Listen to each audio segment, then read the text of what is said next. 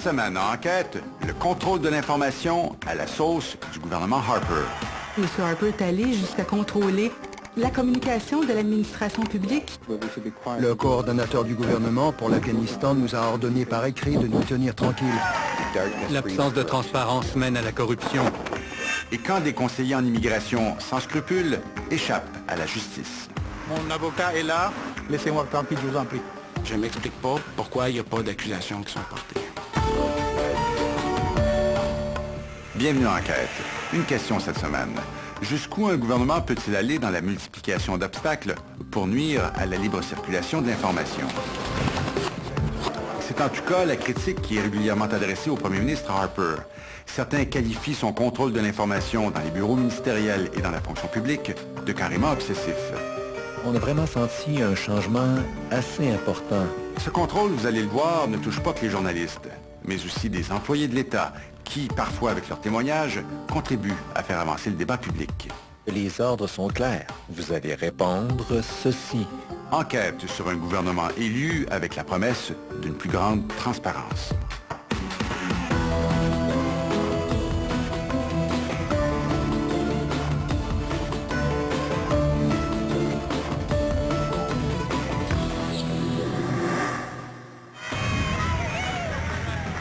Il y a 4 ans, Stephen Harper était porté au pouvoir.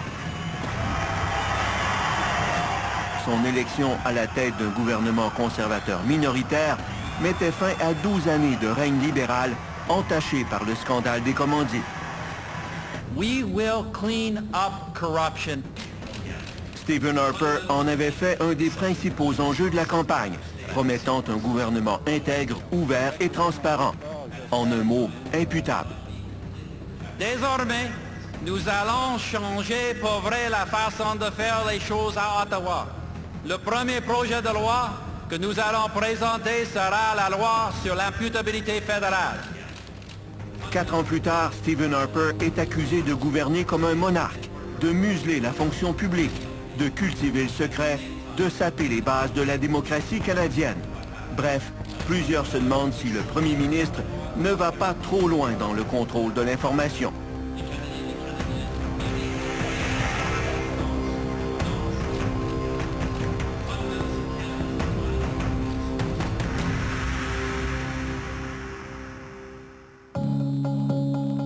Alan Cutler est un ancien fonctionnaire fédéral, aujourd'hui à la retraite, après 30 ans au ministère des Travaux publics. Il est le premier à s'être inquiété de la mise en place du programme des commandites au milieu des années 90, peu après l'arrivée au pouvoir des libéraux. Il s'est alors mis à documenter les malversations dans la gestion des contrats de commandite. Puis, preuve en main, il en avise son supérieur, Chuck Guité, le responsable du programme. Résultat, Cutler sera tabletté pendant 10 ans. Pendant 10 ans, j'ai été mis de côté, ostracisé, étiqueté comme un fauteur de troubles. Son histoire ne devient publique qu'en 2004, lorsque éclate le scandale des commandites et qu'il est appelé à témoigner devant un comité du Parlement. Je suis un fonctionnaire. Je n'ai fait que mon devoir de fonctionnaire. C'est l'histoire d'un honnête serviteur public broyé par la machine politique partisane. L'histoire d'un véritable héros canadien, dira Stephen Harper. Alan Cutler is a genuine Canadian hero, the man who stood up and blew the whistle on the sponsorship scandal. L'ancien fonctionnaire est alors recruté par les conservateurs qui en font un de leurs candidats vedettes aux élections de 2006. Joindre l'équipe conservatrice m'a donné une tribune nationale pour parler de transparence, d'intégrité et d'imputabilité. Stephen Harper parle de lui dans chacun de ses discours et lors des débats télévisés. Nous allons offrir une pleine protection aux dénonciateurs, comme notre candidat à Ottawa South, Alan Cutler. Tel qu'annoncé, le premier projet de loi présenté par les conservateurs vise à protéger les fonctionnaires dénonciateurs. On leur promet même une récompense monétaire. C'était en avril 2006. Un mois plus tard, Richard Colvin, un obscur fonctionnaire en poste en Afghanistan, fournit la première occasion de tester cette nouvelle volonté de transparence du gouvernement. Le diplomate commence à expédier une longue série de rapports sur la torture de prisonniers transférés par les forces canadiennes aux autorités afghanes en contravention des lois internationales. Des informations qui dérangent ses supérieurs. Nos rapports ont d'abord été ignorés et à partir d'avril 2007, le coordonnateur du gouvernement pour l'Afghanistan nous a ordonné par écrit de nous tenir tranquilles et de faire ce qu'on nous demandait. Pour Alan Cutler, cela a des airs de déjà-vu. On lui a dit de taire certaines choses et de ne rien mettre par écrit, ce qui va à l'encontre de toutes les règles de saine gestion. On ne devrait jamais museler un fonctionnaire. Cette affaire autour de la torture des prisonniers afghans qui a occupé l'avant-plan de l'actualité l'automne dernier remonte à la première année du gouvernement Harper. Aujourd'hui, plusieurs considèrent qu'il ne s'agissait pas d'une simple erreur de début de mandat, mais plutôt la manifestation d'un problème plus profond. Avec l'arrivée du gouvernement de M. Harper, on a vraiment senti un changement assez important, je dirais même très important dans la manière de manipuler l'information et les réponses à être fournies aux représentants des médias. Pour ce reportage, nous avons parlé à plusieurs fonctionnaires fédéraux de différents ministères, en poste à Ottawa, ailleurs au pays et à l'étranger. Tous nous racontent la même chose, mais un seul a accepté de le faire à la caméra, à condition de protéger son identité. Pourquoi vous acceptez de nous parler de ce problème-là aujourd'hui? Ben, j'accepte d'en parler parce que je pense que les gens ont peur. Les gens ont peur. Plusieurs personnes pourraient en parler, mais il y a un climat de terreur. Peur de quoi? Ils ont peur de perdre leur emploi. Ces fonctionnaires décrivent une atmosphère de paranoïa, marquée par un contrôle centralisé et partisan de l'information. Tout juste derrière les bureaux du premier ministre, au 6e étage de cet édifice du centre-ville d'Ottawa, se trouve le centre des communications. Son rôle est de filtrer et d'approuver chaque réponse aux questions posées par les journalistes à tout ministère fédéral au Canada, ce qui occasionne de longs délais. Une nouvelle fait la nouvelle une journée, mais le lendemain, cette nouvelle-là peut être morte. Alors si ça prend 2, 3, 4 ou 5 jours avant de réobtenir les messages officiels du bureau du premier ministre, il n'y a plus d'intérêt. Et parfois, ça va jusque-là, 3, 4, 5 jours? Absolument. Plusieurs fonctionnaires ont été réprimandés pour avoir pris l'initiative de référer des journalistes à l'information pourtant officielle, se trouvant sur le site Internet de leur ministère, sans d'abord obtenir l'autorisation du centre. Le malaise que vous exprimez, sentez-vous qu'il est partagé par la majorité de vos collègues? Énormément. Énormément. C'est d'ailleurs la raison pour laquelle il y a quand même un taux de roulement assez grand au niveau des relations avec les médias. Les gens de la fonction publique le vivent assez mal, je dois dire. J'ai parlé à des hauts fonctionnaires qui se disent assez consternés. Anne-Marie Gingras est politologue à l'Université Laval, spécialiste des communications gouvernementales. Avec l'Université d'Ottawa, elle a mené une étude des politiques de communication du gouvernement Harper, pour laquelle elle a interviewé plusieurs hauts fonctionnaires fédéraux. L'ensemble des documents, l'ensemble des témoignages qu'on retrouve indique clairement qu'il y a un contrôle véritablement excessif de l'information, puisque M. Harper est allé jusqu'à contrôler la communication de l'administration publique qui est de nature technique, qui est de nature factuelle. Son étude fait état non seulement d'une centralisation sans précédent de l'appareil fédéral, mais d'une dérive inquiétante sous la direction de Stephen Harper. Il a musé la fonction publique et la fonction de communication de l'État, de l'administration publique est passablement réduite aujourd'hui. Je crois que plusieurs hauts fonctionnaires s'en plaignent, plusieurs fonctionnaires s'en plaignent également, puisque cette espèce de discussion qui doit exister en démocratie entre la fonction publique et les citoyens, bien, cette discussion-là, cette circulation de l'information est très, très restreinte.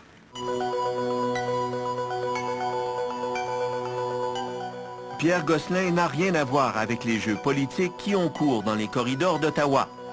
L'enseignant à la faculté de médecine de l'Université Laval de Québec s'est pourtant retrouvé confronté aux stratégies de contrôle de l'information du gouvernement Harper quand il a participé à la rédaction d'une étude fédérale qui détaille les effets des changements climatiques sur la santé des Canadiens.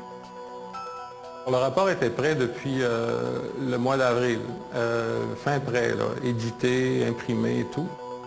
Mais de mois en mois, Santé Canada reportait le dévoilement de l'étude, puis a annulé une série de conférences prévues pour en expliquer le contenu au corps médical à travers le pays. Parce que il y a un de mes collègues de l'Alberta qui disait, moi je reviens d'une mission de l'Organisation mondiale de la santé, il dit ça ressemble au Kazakhstan où je viens d'aller faire une mission, puis le gouvernement a regardé le rapport secret pendant 8 mois. Le rapport de 500 pages est finalement dévoilé par un simple communiqué émis en fin de journée, en plein cœur des vacances, un 31 juillet. C'est un enterrement de première classe. On peut appeler ça comme ça, si vous voulez. Il est néanmoins disponible sur Internet à l'heure actuelle, mais pas par le gouvernement du Canada. En effet, Ottawa a choisi de ne pas offrir le rapport sur son site Web. On nous dit veuillez communiquer avec le service des publications de Santé Canada pour en avoir une version papier ou électronique. C'est finalement grâce à un blogueur amateur qu'on peut le trouver en ligne. Selon Pierre Gosselin, le bâillon imposé aux experts fédéraux s'étend jusque dans les forums scientifiques. Ce qu'on voit des fonctionnaires canadiens qui viennent présenter un changement climatique, c'est que leurs présentations sont extrêmement ennuyeuses. Parce qu'une fois qu'ils ont eu l'approbation, qui prend beaucoup de temps pour leur présentation, ils ne disent plus rien finalement. Ils parlent de la méthode qu'ils ont utilisée pour faire un rapport, mais ils ne parlent jamais du contenu, il n'y a jamais de conclusion, il n'y a jamais de recommandation. Alors on ne les invite plus tellement parce qu'ils endorment tout le monde avec ce genre de présentation-là. Après la pause, des journalistes sur une liste noire. Si le gouvernement ne nous répond pas, c'est la qualité même de notre démocratie qui en ressent. Et plus tard dans l'émission, retour sur notre enquête sur les réseaux d'immigration illégale. Il y aura tous les jours un certain niveau de fraude. C'est impossible d'éliminer totalement la fraude en immigration.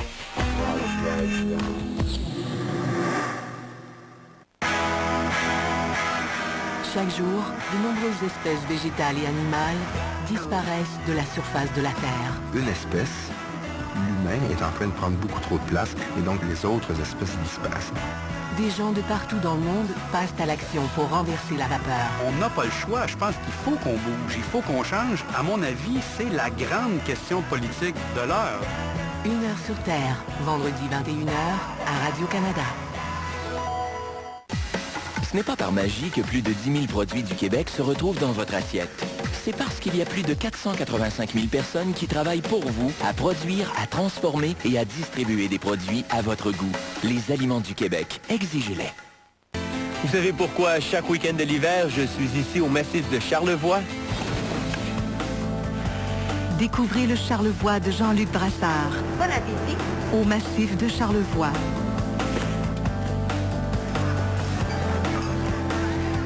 C'est pour toutes ces raisons et bien d'autres encore. Alors, venez nous voir, particulièrement cet hiver, car nous vous gâtons avec la 3e nuitée et la 3e journée de ski gratuite. Je choisis le comprimé confort de Canestan pour guérir mon infection à levure. Je peux donc respecter mes échéances en tout temps. Je choisis le comprimé confort de Canestan. Je peux alors reconduire les enfants à l'école en tout temps. J'utilise sans attendre le comprimé confort de Canestan pour pouvoir enseigner plusieurs nouvelles postures en tout temps. Canestan est la marque la plus recommandée par les médecins et les pharmaciens. Utilisez-la en tout temps, le jour ou la nuit. Et seul Canestan offre la solution propre du comprimé confort. En tout temps avec Canestan. C'est l'événement Sync ma route de Ford et je vais vous parler du système main libre Sync. Ça te permet de tout faire tout en tenant le volant, simplement en faisant les commandes avec ta voix. Lire Electric Bones. Appelez Audrey. Oui, allô? Oh, ça marche. Et c'est exclusif à Ford. La voix lit tes textos. Amène-moi une tasse de lait. Obtenez 0% de financement à l'achat jusqu'à 72 mois. Tout ça sans frais gratuits. Ça vient avec. Eh oui. J'ai jamais eu de meilleur moment pour conduire une Ford. Notre nouvelle maison. Quand on l'a visité, on est tombé en amour instantanément. C'est 6 mois plus tard qu'on a déchanté quand la thermopompe a lâché. Mais, parce qu'on a fait affaire avec un agent de la capitale vendue, ça nous a quasiment rien coûté. Ils offrent une protection gratuite sur les appareils, la plomberie, l'électricité et le chauffage. Pas pire, hein, les agents de la capitale vendue. Tous ceux qui offrent des protections gratuites. Ce n'est pas par magie que plus de 10 000 produits du Québec se retrouvent dans votre assiette. C'est parce qu'il y a plus de 485 000 personnes qui travaillent pour vous à produire, à transformer et à distribuer des produits à votre goût. Les Aliments du Québec, exigez-les. En direct de l'univers de Marc Labrèche, sa public s'est déshabillé pour lui. Et pour Anne Dorval, Grégory Charles a orchestré un charmant ballet. Que nous réserve l'univers de Sophie Préjean? En direct de l'univers, samedi 19h à Radio-Canada. C'est quoi l'idée de parler de blessure au haut du corps puis au bas du corps? Un slap shot dans le jackstrap, là, par exemple, c'est-tu considéré comme le haut ou le bas du corps? Et Dieu créa la flaque, dimanche 19h30 à Radio-Canada.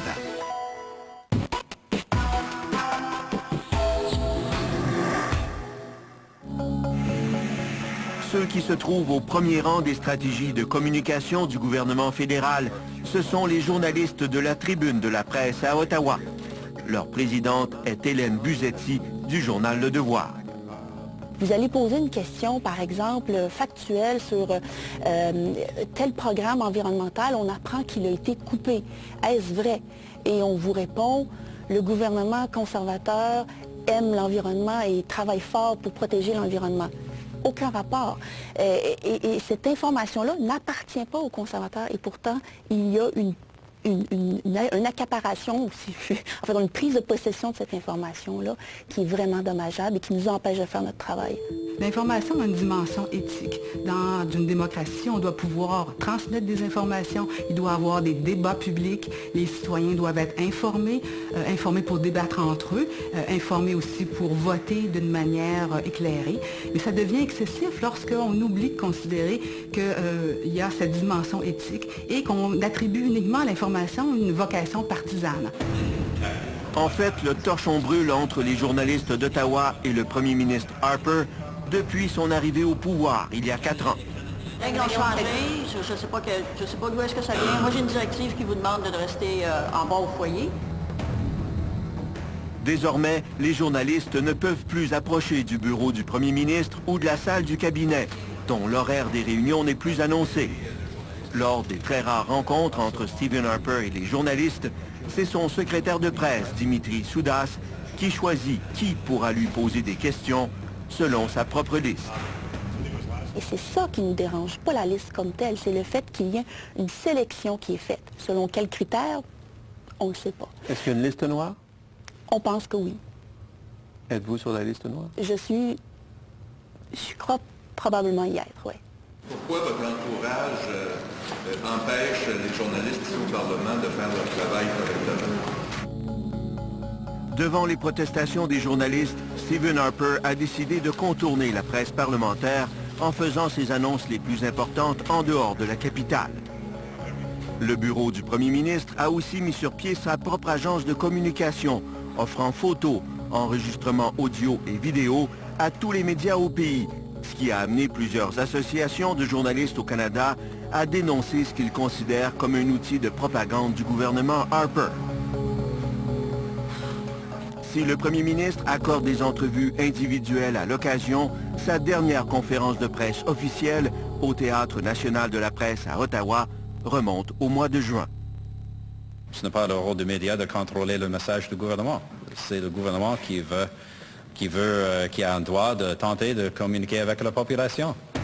Que le premier ministre me parle ou ne me parle pas, qu'il réponde ou qu'il ne réponde pas à mes questions, ça ne change rien à mon salaire. J'ai pas de prime à la question, j'ai pas de prime à l'entrevue. Alors, si j'étais tout à fait cynique, je pourrais dire, je m'en fous, c'est pas important, je fais mon travail quand même. S'il ne me parle pas, je fais un article sans lui dans mon article.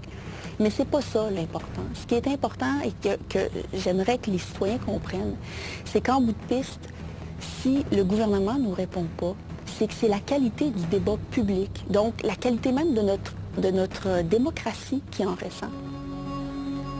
Madeleine Roy ne travaille pas à Ottawa, Mais elle a pu, elle aussi, constater la tension qui règne entre le bureau du premier ministre et les journalistes. Elle enquêtait l'an dernier sur la fermeture de la centrale nucléaire de Chalk River, un événement qui a provoqué une pénurie mondiale d'isotopes médicaux. Son reportage faisait état de l'affrontement que la crise avait provoqué entre le gouvernement Harper et la directrice de l'Agence de sûreté nucléaire, Linda Keane. Il ne fait aucun doute dans mon esprit qu'on nous a dit quoi faire et à quel moment. Linda Keane a été congédiée par le gouvernement après avoir refusé d'autoriser le redémarrage du réacteur tant qu'il ne respectait pas, selon elle, les normes de sécurité en vigueur. Pour son enquête, Madeleine Roy voulait savoir s'il y avait des précédents. J'ai téléphoné au conseil privé pour savoir si c'était la première fois qu'un gouvernement congédiait le président ou la présidente d'un organisme de réglementation fédérale. Quelques jours plus tard, un agent du conseil privé la rappelle. On avait trouvé la réponse à sa question, mais il y avait un problème. La personne avait l'air vraiment mal à l'aise. Elle m'a dit, je comprends que c'est bizarre, que... En tout cas, moi, je pense qu'on devrait vous donner la réponse, mais on m'a dit que de ne pas vous la donner. Devant ce refus de répondre, Madeleine Roy a l'idée de rappeler au conseil privé, mais en se présentant comme une simple citoyenne, non comme une journaliste. Et 1 heure ou 2 plus tard, le monsieur en question m'a retéléphoné puis m'a dit, selon mes recherches, oui, c'est la première fois effectivement qu'on congédie le président d'une agence de réglementation fédérale. Le fonctionnaire qui a accepté de nous parler à la caméra confirme qu'on demande parfois aux employés de l'État de cacher la vérité aux journalistes. Alors c'est sûr qu'on se sent un peu inconfortable quand on a les réponses, mais que les ordres sont clairs. Vous allez répondre ceci. Et c'est ce qui a été approuvé, et c'est cette information-là que vous allez donner. Les journalistes n'ont souvent pas beaucoup plus de succès avec la loi fédérale d'accès à l'information. Promesse sur promesse, finalement on est rendu en septembre 2009 et je n'ai toujours rien. Depuis 3 ans, Monique Dumont, chef recherchiste de notre émission, essaie de savoir si des soldats canadiens n'auraient pas contribué à l'invasion de l'Irak, même si, officiellement, le Canada a refusé d'y participer. Il y a là comme une volonté d'étirer tellement la demande, de faire que les délais soient tellement longs, que finalement, on dit les journalistes, ils vont se tanner. Ces multiples demandes d'accès à l'information se sont butées à un mur de démentis et de demi-vérités. Vous m'avez dit que les forces armées n'avaient envoyé personne en Irak. Or, c'est faux. C'est un mensonge puisqu'on a une note de brefage qui indique qu'un officier a été légèrement blessé. Non, mais je pense qu'il a fait la différence entre envoyer des troupes ou des gens qui sont en genre... je sais pas si c'est prêté là, à d'autres... Ouais. Ben, n'empêche, c'est des membres des forces armées, là. Ouais. La réponse vient tout juste de nous arriver. Après 3 ans, une vingtaine de militaires canadiens ont participé à l'invasion de l'Irak en 2003. Nous avons obtenu leur nom, leur grade, la ville où ils ont été postés, mais rien sur le rôle qu'ils y ont joué, sinon qu'ils étaient rattachés à des équipes britanniques ou américaines. C'est toujours la même culture du secret. 4 ans après avoir été le symbole de la volonté d'ouverture et de transparence des conservateurs, Alan Cutler est maintenant libre de s'exprimer puisqu'il n'a pas été élu. Il dresse aujourd'hui un bilan plutôt sombre du gouvernement Harper et de sa loi sur l'imputabilité. Rien n'a changé. En 2 ans, le commissaire à l'intégrité qu'ils ont nommé n'a reconnu aucun cas de dénonciateur. Après la pause, des diplomates muselés. Lorsqu'on ne veut pas entendre le message, on tire sur le messager. Vendredi, à... Tout comme Alan Cutler est sorti de l'ombre en 2004 lorsqu'il a été appelé à témoigner devant un comité parlementaire sur le scandale des commandites, les Canadiens ont appris l'existence de Richard Colvin l'automne dernier quand le diplomate a été convoqué devant les députés à Ottawa. On voulait savoir s'il est vrai que lorsqu'il était en poste à Kaboul en 2006, il a tenté d'alerter le gouvernement Harper sur le sort des détenus remis par les soldats canadiens aux forces de sécurité afghanes pour être ensuite torturé. Ce qui concerne les détenus, c'est à peu près 17, 18. 17 ou 18 rapports? Oui. Et je les ai envoyés, surtout d'abord à presque tout le monde, 75 personnes. Individus ou organisations. Ça prend énormément de courage. Alan Cutler admire le courage du diplomate, d'autant plus que juste avant son témoignage, le gouvernement qui l'emploie toujours l'a menacé de poursuites s'il en disait trop. Le gouvernement me menace de poursuite en vertu de l'article 38 de la loi sur la preuve. Cette menace me place devant un dilemme. Si je refuse de témoigner devant votre comité, je suis passible de 6 mois d'emprisonnement. Et si j'accepte, je suis passible de 5 ans en vertu de l'article 38. Malgré les menaces, Colvin confirme que pendant 1 an et demi, il a tout fait pour alerter le gouvernement. Les conservateurs n'apprécient pas du tout. Le ministre de la Défense attaque la réputation du diplomate sur toutes les tribunes, présentant Colvin comme un fonctionnaire naïf, faisant le jeu des talibans. We're being asked to accept testimony from people who throw acid in the faces of school children, who blow up buses of civilians in their own country, Mr. Speaker. Therefore, his entire testimony is suspect. It's not acceptable. Colvin should be commended. On devrait féliciter Richard Colvin pour ce qu'il a fait au lieu de le blâmer. Mais le réflexe du gouvernement est toujours le même. Lorsqu'on ne veut pas entendre le message, on tire sur le messager. Scandalisés, une vingtaine d'ambassadeurs canadiens à la retraite dérogent exceptionnellement à leur devoir de réserve pour dénoncer l'attitude menaçante du gouvernement envers ses propres fonctionnaires. Ça veut dire que dorénavant, les fonctionnaires et les diplomates, parce que ça pique aux fonctionnaires à Ottawa aussi, vont changer 2 fois avant de mettre sur papier c'est ce qu'ils pensent. Et ça, c'est un danger. Voici quelques-uns des fameux rapports que le gouvernement refuse de dévoiler. Obtenus grâce à Amnesty International et bien que très censurés, on y trouve de multiples références à des actes de torture de prisonniers. Dans la liste des destinataires, il y a le PCO, le bureau du conseil privé, soit le ministère du Premier ministre, lui qui, à la même époque, niait que le Canada puisse envoyer des détenus à la torture. Nous n'avons pas d'évidence des allégations faites. Au gouvernement, on soutient que Stephen Harper n'a jamais pris connaissance du contenu des rapports de Richard Colvin. Mais la version des conservateurs n'a pas réussi à convaincre, même les observateurs qui lui sont généralement favorables. Leur explication n'est pas crédible et ils continuent à s'enfermer dans cette logique complètement ridicule. Au plus fort de la crise, lors du témoignage de Colvin, Stephen Harper est en visite officielle à l'étranger. Aussitôt de retour au pays, plutôt que de s'expliquer, Stephen Harper boude le Parlement. À 14h15, l'heure où débute la période des questions, il choisit de se faire photographier dans son bureau, en compagnie de l'équipe canadienne de crosse. C'est son seul événement officiel de la journée. La tactique n'est pas nouvelle. L'an dernier, Stephen Harper s'est présenté à la Chambre à peine plus d'1 jour sur 3. La même journée, aucun ministre du gouvernement ne vient répondre aux questions des journalistes au micro situé à la sortie de la Chambre des communes.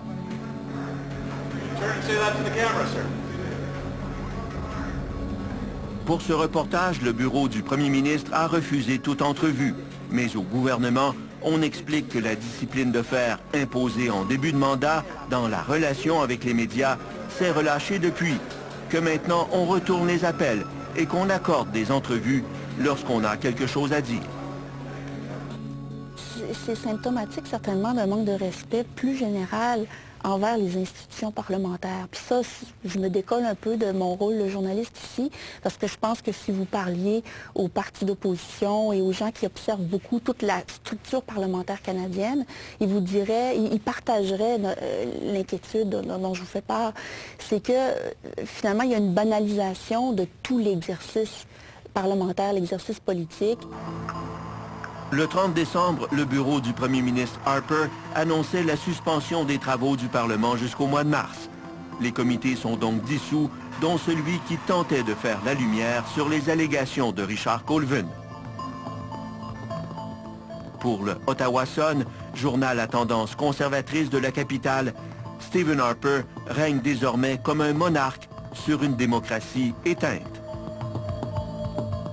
Anne-Marie Gingras y voit la conséquence du contrôle de l'information par Stephen Harper.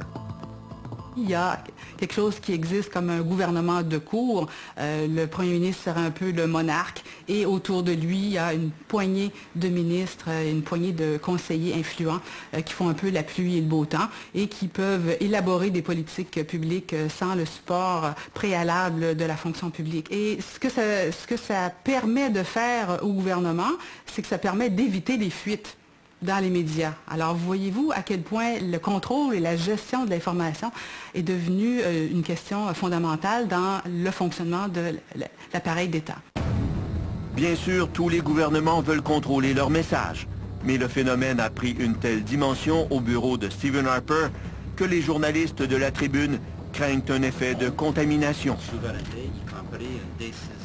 C'est effectivement une crainte que nous avons, que devant malheureusement l'efficacité de la méthode, certains ont envie de s'en inspirer.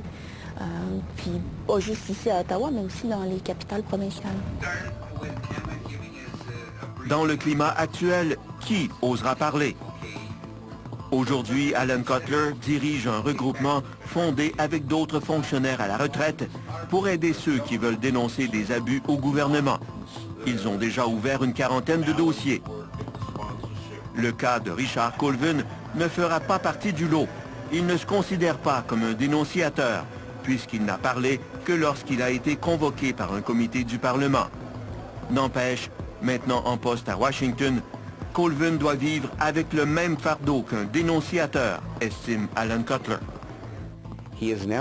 Maintenant qu'il a parlé publiquement de ce qui s'est passé en Afghanistan, pensez-vous qu'on lui fera encore confiance pour garder l'information confidentielle à Washington? Il n'aura plus jamais droit à la confiance qu'il mérite. Et attention, dit Alan Cutler, quand les gouvernements administrent dans l'ombre, c'est toute la société qui risque d'en payer le prix. L'absence de transparence mène à la corruption. L'information est la meilleure façon de prévenir les abus. Et c'est là que les dénonciateurs, les citoyens et les médias ont un rôle essentiel à jouer. Ils peuvent rendre l'information publique.